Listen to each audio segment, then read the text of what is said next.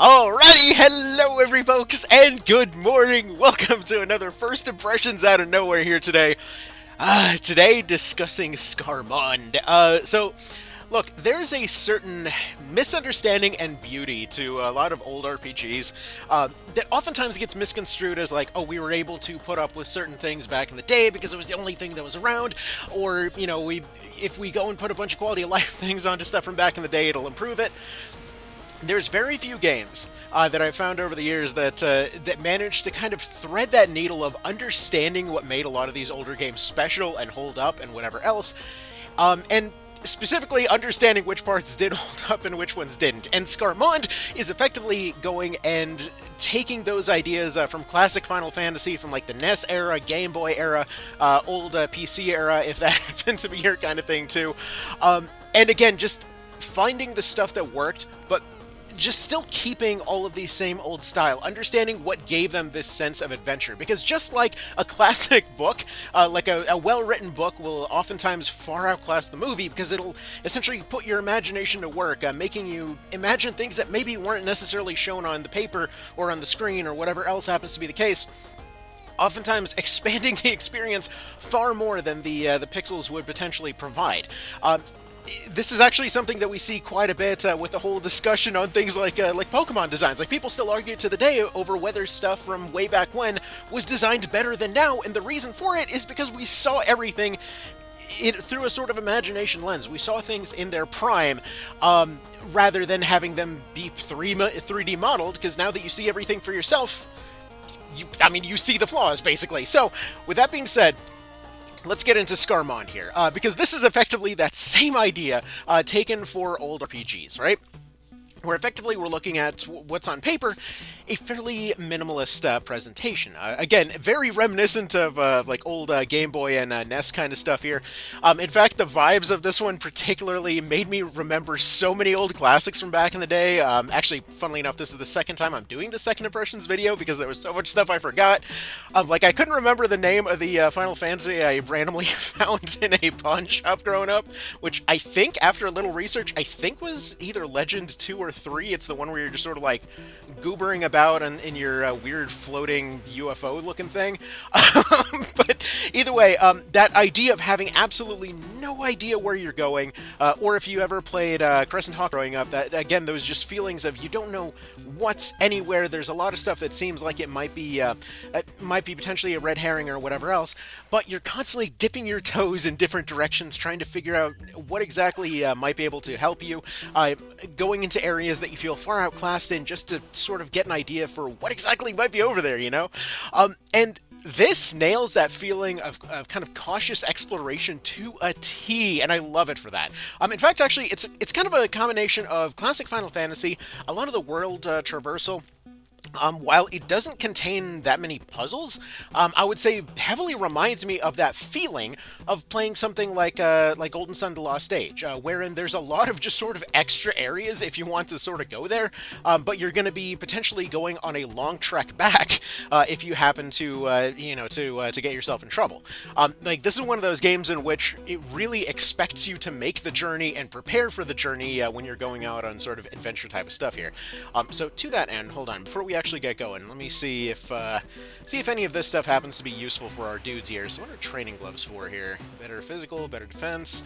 He's fine on magical defense anyway. His luck would go down a little bit, but debuff resistance 50%. Hot damn, yes please. Let's see what this other thing was for. Adventure gear. Let's see, blunt resistance 15%, ailment resistance. Man, these items are pretty freaking great, actually. Item strength improves as well. Okay, so let me explain something real quick. So this game, with the amount of little modifiers that are kind of all over the place, it kind of also brings in that feeling of, if you ever happen to play any kind of open world roguelikes of sorts, specifically what comes to mind is something like Tome, where oftentimes you'll be finding items that just kind of out of nowhere will completely redefine your build here. Like, for example, this guy is relatively quick. He's usually the second one to act on the team, and the fact that he suddenly got item strength 25%, well, that kind of makes me wonder all of a sudden if maybe I should just completely put back his old armor here and actually give this to my item specialist, who already causes them to be improved, which makes me wonder if those things potentially stack. Because every class, I probably should have started with this, but every class that you start off with is something that you can potentially kind of customize and play around with, just kind of as your adventure goes on here. Hold on, let's see. Resist elements or physical evasion. I mean, 3% evasion is not pretty good by comparison here, although that is a lot less defense, which is kind of weird. I wonder what that's about. I mean, I guess they do resist a lot of elements. Okay, we'll give it a shot anyway. So, okay, let me get back to it. So at the very start, you're given a choice of, I think it's like a dozen different classes to play around with, and with those classes, every one of them seems relatively simple on paper. Like, you look at your starting characters, and actually, let's go ahead and take a look at those starting classes just to show this. So at the very start, you're given something like this. So the God of Dragons beckons you. This doesn't... The goal of this game is relatively simple. So the idea is you're just supposed to find 4 treasures that are out there somewhere. We swear they're not crystals, you guys. Anyways, moving on. The world constantly adapts well, not adapts. It constantly updates as you go and do stuff, with NPCs providing more general idea of what's going on. Currently, I still have no idea what's going on, but it's good to know the NPCs also have no idea what's going on. But at the very start, you go down and you go through all the different classes here. So while, for example, their portraits are set, their characteristics are very particular. So, like, let's say the ones that I ended up going with. The Ranger was a complete shoe-in right from the get-go. So, expertly wields a bow and is capable of learning wind, earth, and various debilitating magics, like, for example, an area sleep, which I absolutely love. Let's see, Hunters can only equip light armor. As innate passives, they also increase the amount and frequency of items obtained after battle. Now, what it doesn't tell you is that they also have a chance to insta-kill with their bows, and they also actually increase the potency of your items as well. So, that was a pretty darn interesting pick right there from the get-go. Or Bards, which, if you're wondering why I named my Bard Sierra, she reminds me so much of the generic archer from Knight of Lotus. Like, look at that portrait. You got the fancy hat, you got the curly hair. 100%, it's the same person with a red hue. Anyway, so, skilled musicians who learn magics that boost their attribute... boost... Really, Brain? Thank you. Apparently my brain's even more mush than always today. That boost the attributes of their abilities, or allies, not abilities. Thanks, I just forgot how to read, apparently. Bards specialize in wind and light magic and can only equip light armor and simple weaponry. As an innate passive ability, Bards double the amount of gold they receive after battle, which is cool, but I should also probably mention that the variety of different weapons that they can equip give them a variety of different builds, and also, I don't know exactly if this is something that goes on all the time, but I think their aggro percentage is higher than everyone else, presumably because they're singing all the time. Anyways, so we'll leave that one there. Or, like, I had my main character running as a Dagar, so powerful combatants capable of casting black magic, they can only equip heavy armor and are incapable of defending during combat. As an innate passive ability, Duscars absorb 15% of the physical damage they deal to an enemy. Now, here's the thing. I don't know how that works, because I think it also requires their MP to actually activate their health suck ability, but it also seems to be shut down if you, for example, combine some other effects with it. I don't know exactly how it works yet. There's a lot of little hidden mechanics behind everything. I love hidden mechanics! Anyway, and then lastly we had Orson here. So hand-to-hand combat specialist, they forego shields to demolish enemies with their fists. Monks can equip light armor and learn basic healing and mighty magic. Would you like to take the power of this class? All well and good, but they also don't tell you that they get 2 glove slots, which is surprisingly important. And actually, a little bit of a side note, the dancer gets 1 glove slot, which I like to think is a Michael Jackson reference, but I don't know. Anyways, we'll go ahead and apparently have to... Okay, hold on. We have to pick somebody in order to actually exit from the menu. But the point is... Here, we'll just pick a letter, and can we solo this? I actually never checked. You can solo the... Okay, so you can actually do a solo run if you want to. Amazing. Okay, well, that's already 3 new playthroughs I have planned for this thing. Any darn ways, we'll go ahead and game end it right there, go back to the title, and then we'll go back to load our previous save. Because yeah, the point is every class that you have has a bunch of different modifiers and different ideas that are constantly going on at all times, which is just fun to play around with. Like for example, this guy over here was a surprisingly decent tank. However, they constantly had an issue where they just weren't generating aggro. So after a few modifications, now he has 703% aggro percentage to match the incredibly high armor that I gave him along with regeneration. So now he's properly actually aggressive. This is specifically aimed at the one person I sent the original version of the First Impressions to, because I permanently had accidentally set his aggro percentage to 0, meaning that he was a tank that nobody attacked. Anyway, also, apparently he has negative 25% MP regeneration, which also, how does that work? That also explains why I thought that he was interesting. So, for some reason, he's permanently losing... Oh, it's because of Curse. Okay, that's what's... I have no idea what half the debuffs do. So that's fun. Anyway, let's see. Are these Wonder Cures going to be enough to... Yeah, removes all conditions. Alright, we'll get rid of some conditions, we'll save it again, and then we'll try this boss fight here to start showing off some mechanics. Because, yeah, there's a lot of stuff I just plain don't understand yet, because everybody's got so many little mechanics going on. It's kind of nuts. You know, like different percentages of resistances and whatever else. Hang on, who was it that got really high resistance to everything? Maybe it was you. Yeah, these are like their odds of being hit by specific debuffs and things. Anyways, let's go ahead and get into this boss fight here to start showing off some of the combat mechanics, because I also want to get into sort of the world traversal mechanics and whatever else. What are you? You look like a weird slug thing. You are in fact a dragon. Okay. Well, that's new boss music. I hope this guy wasn't important. Anyway, let's see. Let's see. We'll go ahead and give everybody a bit of a buff. We'll go ahead and see if we can blind this guy. We'll go ahead and see if we can hold this guy. And let's see about giving everybody a little bit of extra physical defense, because this thing seems like it'd be pretty physical. It looks pretty intimidating. It is a big iguana, after all.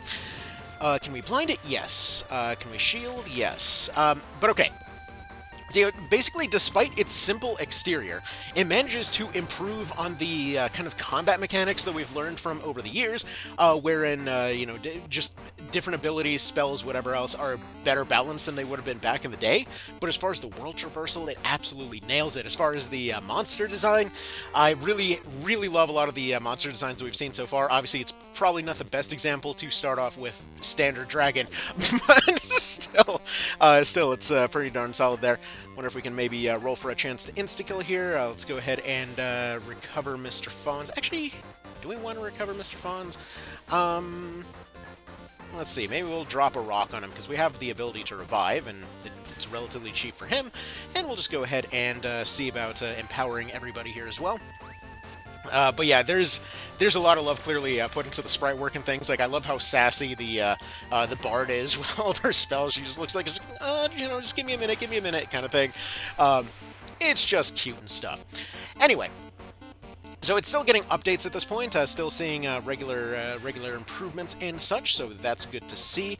Here, let's go ahead and get our dude back up on his feet, and let's see if we can maybe snooze this guy. By any chance?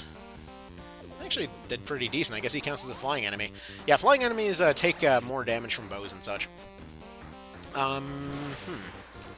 Guess we're gonna need more of a magic shield type situation, won't we? All right. Okay. Anyways, let's go back to the cool stuff of this whole game here. So, all right. So as I mentioned earlier, like this is the type of experience wherein everything is potentially a mechanic. So like, for example, the monk attacking twice creates a situation where if you give him any modifiers that give him debuffs on his weapons, he might potentially be doing that multiple times, or potentially might be counterattacking with all those same debuffs or stuff like that. If, for example, we happen to had a little bit of a moment where the dogs decided to go all nutty over there. Anyway, so let's go ahead and get back to discussing this whole thing here. So yeah, as far as the mechanics go, it is way deeper than it seems to be at first glance. Like right there, this guy is poisoned, confused, and whatever else. Because on the weaponized claws of my monk there, I have confusion poison on one, and I have poison confusion on the other. Or actually, I think it's his He's got an innate ability that gives him poison for 15% of his attacks, 50% chance to confuse with his other attacks, which possibly might combine with other stuff. Again, there's just so many mechanics that I don't know a lot of those a lot of those things, rather. Alright, let's go see if we can maybe remove any buffs off this guy. I actually don't know if he buffed, but if he did, we will remove them. So that would be pretty good there. Also, we can probably put up a barrier so we can get rid of some of that magic defense, or magic power that he's putting out here.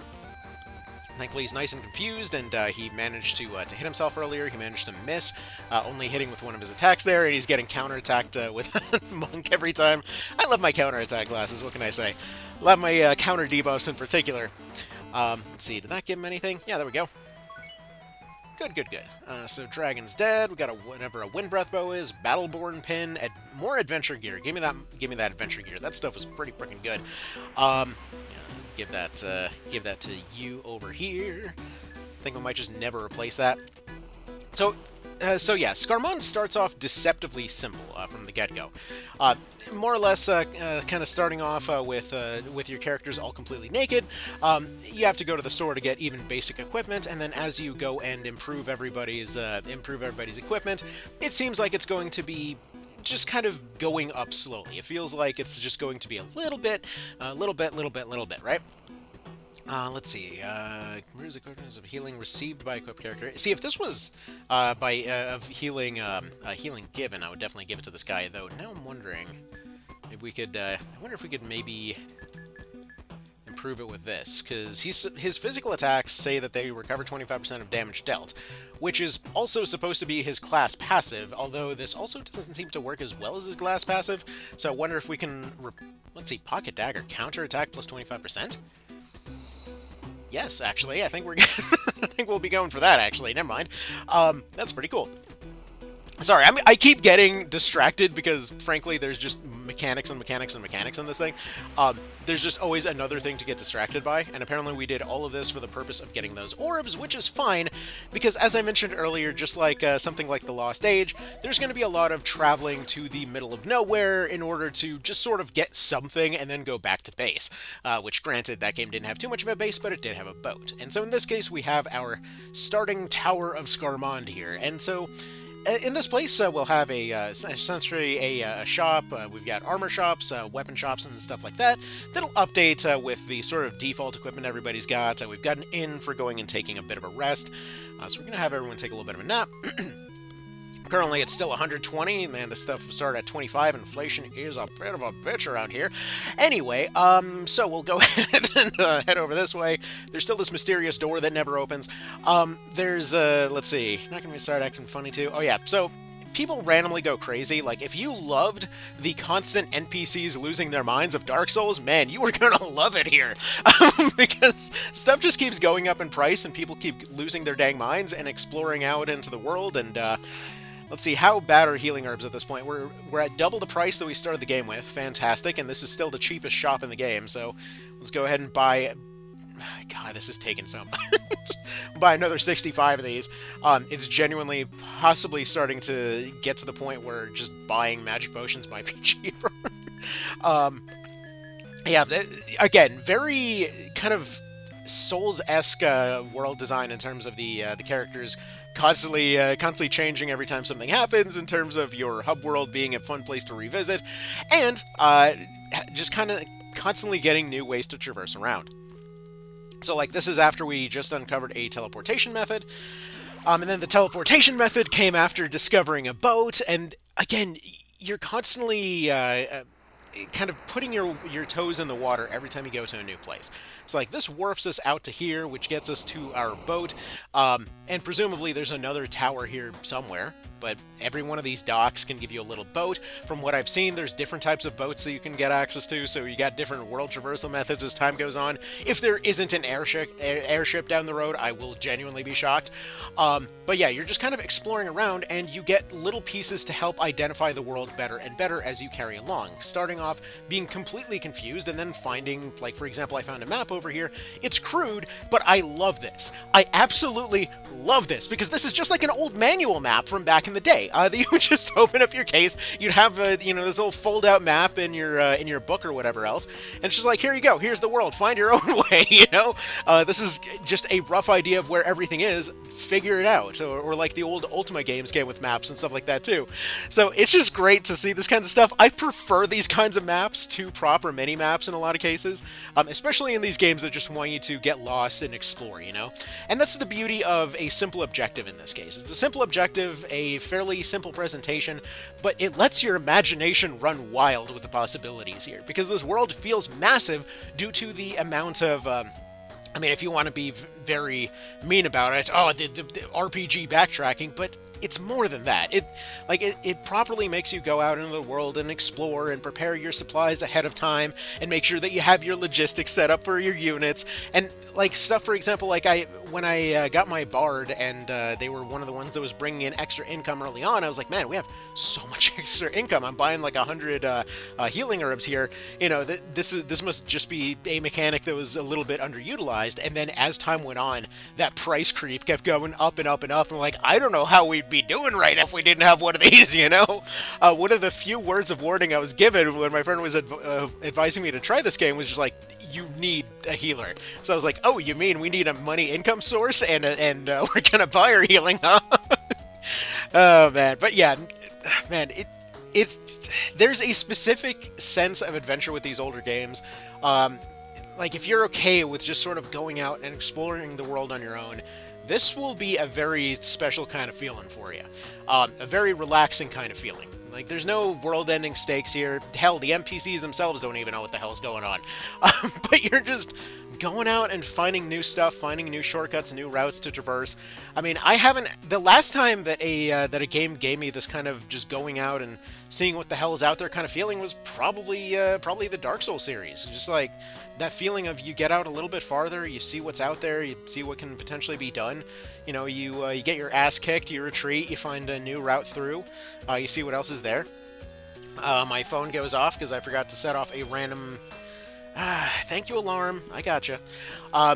But like in this particular case, I know that there's a dungeon over there that I want to go into. It's possible that dungeon has some sort of key item to let me get to this tower, but I want to first test out the enemies outside here to see if it's something that I can actually afford to fight. To see if I need to go prepare a bit more ahead of time, you know? Want to see how effective our weapons are. Want to see if there's any particular elements that we need to be paying attention to. If you're wondering why that bard does so much less damage than everybody else, it's because I stubbornly refuse to upgrade her stick. Technically, there's a better version of her stick at the store, but it just has a 15% chance to stun stuff. I never use her for the damage. She's just there for that 15% chance of stun, because I will have my Damask Mace +1, damn it. Yeah, I know. Had the team modeled after Knight of Lotus, but we're gonna attempt to use mechanics from Tactics Ogre PSP. Let's see. Yeah, this seems like it's stuff that we can take on pretty comfortably, so we'll go ahead and head in here. You are an NPC. You were by a maze thing that I couldn't access before. What's your deal? So have you noticed, what kind of question is that? Of course you have how each and every layer of these depths connects back to Scarmonde in some way. Were these points simply unoperational until now, or have those who made it this far simply never want or perhaps even attempted to go back? And if that should be the case, why not? Well, I don't know. Everybody seems to think this is some kind of Groundhog Day scenario, so I don't know. But, let's see, we get some magic orbs. I have a feeling this was a way earlier area that I just found out. Something etched into the stone slab. Combine staff and gem as one, then hold aloft to ascend the tower. Okay, so I have not gotten that item then. I have gotten gotten this eye, which I'm assuming is the gem in this case, so... Alright. Actually, wait a minute, let's see. Is there something... Are these anything? No, this is just to open a castle in another place. Okay, whatever. We'll keep traveling. We'll bear this in mind. Kind of etch this down in our notebook. Actually, the only thing that I'm kind of missing in this one that I really loved in another one of my kind of favorites from the last year was the notes section from something like basically every one of the Rad Codex games. It's like I just want a little notepad to go and actually wait a minute, can I sketch on that map by chance?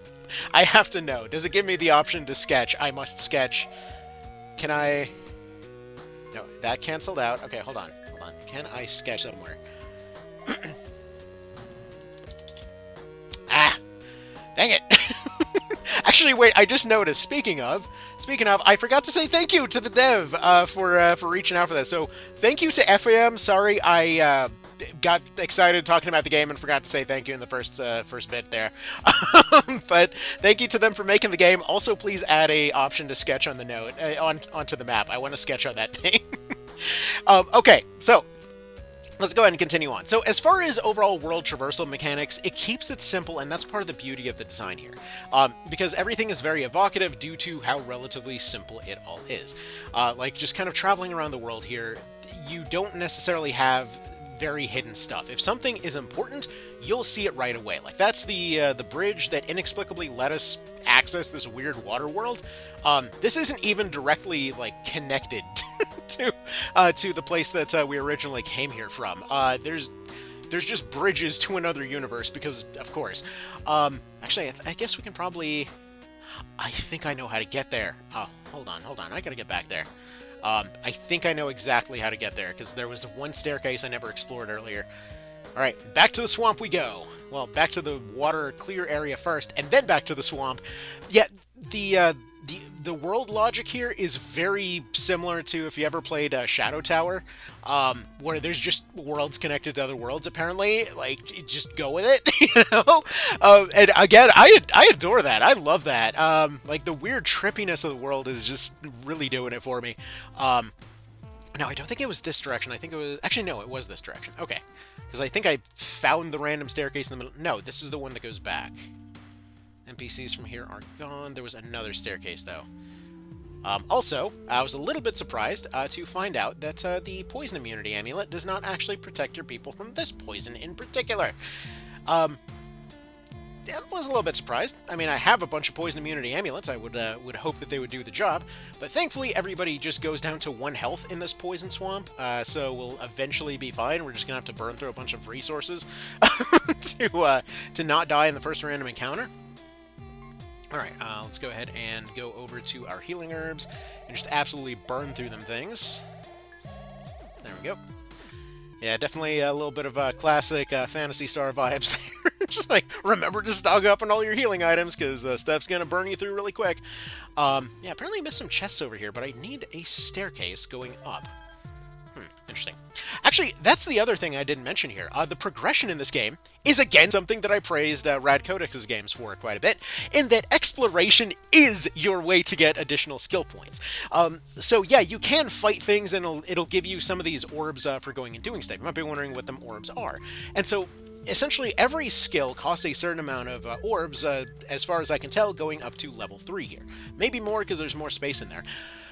But these are a limited resource, and it's shared between your entire party, so you are constantly buying 1 skill at a time between everybody that's here, just kind of expanding your options and hoping that you have enough stuff. You do have stuff like passives to go and spend it on as well, but these are drastically more expensive than many of the other things here. You know, even, for example, stuff like getting additional experience on the person is going to cost you quite a decent bit, so it may not necessarily be worth it. But, again, there's just a lot of different stuff that you could potentially be saving and working towards, depending on how much challenge you're willing to put yourself through. So yeah, really love that. Again, there's just a lot of different stuff here. Actually, wait. Let's see. As far as his passives, we might be able to up his regeneration here to 2. If, by any chance, we can get his, where was it? I think it was the second one on the list to have his MP go up. So let's see, this and this. Can we afford both? We can. That would be just shy, so with 1 more level, he actually would be getting a free area heal per turn. You know what? I'm gonna do it. Like, it's a decent bit of expense there, but also that might be worth it, you know, in the long run. So he's got an area heal. It's not a very good area heal, but it's kind of like a sort of half effectiveness wish from Golden Sun in terms of what it feels like. Like, it is the party heal, but it's like if you took a fire user and gave him wish in that one, it's like it'll do the job, but it's not exactly ideal. So to me, it feels exactly like that one. Ooh, there we go. That's the staircase I wanted, I think, maybe. Let's go see if there's anything else down here. There's a chest.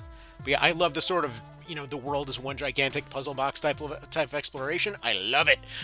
Also, weirdly enough, I usually appreciate having a ton of world interaction, but I appreciate the fact that you don't necessarily have to go and search through everything here, because all of these are just props. Unless it's moving, you probably don't need to talk to it. And additionally, I love that the skeletons look a hell of a lot like the Link's Awakening skeletons. Okay. So you get more orbs to hopefully afford more skills later. Oh. No friggin' way. Alright, well... I mean, I guess that's a faster way to get back to the water world, sure. Not really what I was going for, but alright, that works out. Well, we're gonna have to find something else then. There's your Undead Berg merchant hallway, I suppose. Okay. So we'll get everybody healed up and head right back out then. Guess there's more world to go out and explore. Okay. So that's kind of Scarmonde in a nutshell. Fantastic world design, JRPG mechanics that are definitely back from the olden days and stuff like that, but it understood the importance of the little stuff. It understood the importance of just kind of implying that a situation is there more so than directly showing it. It doesn't necessarily go out of its way to go nuts on visuals or anything else, but like, for example, this grainy wind sound effect. A lot of the creepier areas will just be like, you hear the waves crashing on the rocks outside, you hear the wind blowing by, giving you this feeling that there's something more there. A lot of the areas that you run into, you're thinking you're going to go explore the world and find more towns, and it's just like ruins and ruins and ruins and ruins, and it's just like constantly making you think in your head, like, what exactly happened to this place? Nobody knows. Everyone's got a bunch of weird crackpot theories, and none of them really seem to check out, so... Who knows, And I love that. That's such a cool vibe for this place. So yeah, the world's fun to explore. It's got a good mystery to it. The party building just... It has that wonderful thing where it just never seems to stop building. The answers are rarely obvious. It starts off relatively easy, but then within the first few hours, you're already out and exploring and building and imagining team comps in your head. And most importantly, just like something that I was praising Tactics Ogre Reborn for, you're constantly adjusting your team all the frickin' time. You're constantly adjusting your equipment, you're constantly adjusting your builds, you're constantly adjusting everything about them, and that is wonderful. That's really one of those things that I think makes an RPG stay fun, keeps it from getting stale, where you're constantly just like, I can improve this, I can improve this, hold on, there's an opportunity for a cool build over here, hold on, there's an opportunity for a cool build, and then you're going and trying to do that, and then you find like 8 more ideas. It's like, you're just sitting there constantly going and rebuilding and reshaping these ideas and coming up with new ones. And for stuff that seems relatively simple, that's really a bit of a magical thing there in my eyes. So, yeah. Is this seemingly worth your time off of first impressions? Hell yeah, dude. My first impressions have been incredibly positive on this thing. I mean, to give you an idea, going into all this, it was basically a case where my good friend reached out and they're like, hey, look, have you covered this yet? No, I don't think so. Yeah, you should be covering this, though. You know what? Fair enough. Like, a couple days later, like, here's the part where you go and you track them down and you ask for a code, okay? You need to be covering this. And yeah, sure enough, I saw one of the reviews on the Steam page basically saying that there's a certain it factor that certain JRPGs kind of really want in order to be able to have that sort of magic classic adventure kind of feeling. And this has it. Whatever it is, whatever that magic sauce is, this game has it. And I think it's just the implications of everything that it does. Like, when you look at the battle screens and stuff, they don't give you the full background. Like, they don't go full Phantasy Star with it, but they give you a little bit of a bar of just kind of what's out there. Just a little bit of a viewing window, and it's just enough to work. It's just enough to give you that idea. I think is this where it came from? Yes, it is. Whatever. We're just gonna get into a random fight to show you what I mean. Because, yeah, I'm trying to think where I might have missed in that swamp area. I probably should go back to it, but I don't want this to be, like, swamp clearing the adventure. But, like, up there, it's just, like, a little bit of grass in the top. And, yeah, classic Final Fantasy did it, too, but it's just, like, it's all it needs in this case, There's no need to worry about how sprites will interact with each other and weird backgrounds and whatever else. It's just there. So, yeah, between the countering mechanics, between the debuff mechanics, between the different armor mechanics, the recovery mechanics, there's so much stuff to love here. So yeah, I gotta get going. I'm a little bit out of time here for today. I'll do a full review once I complete my first playthrough, and then probably more with further playthroughs. Like, I already want to see what a solo of this thing looks like. I already want to do challenge runs with it. Whether or not we do videos on that or just off screen it, we'll see. But yeah, that's how I know that I've run into a good game. That I'm already planning challenge runs and I haven't even finished the first playthrough. All right, y'all have yourselves a good one. Take care, and thank you for stopping by. Later.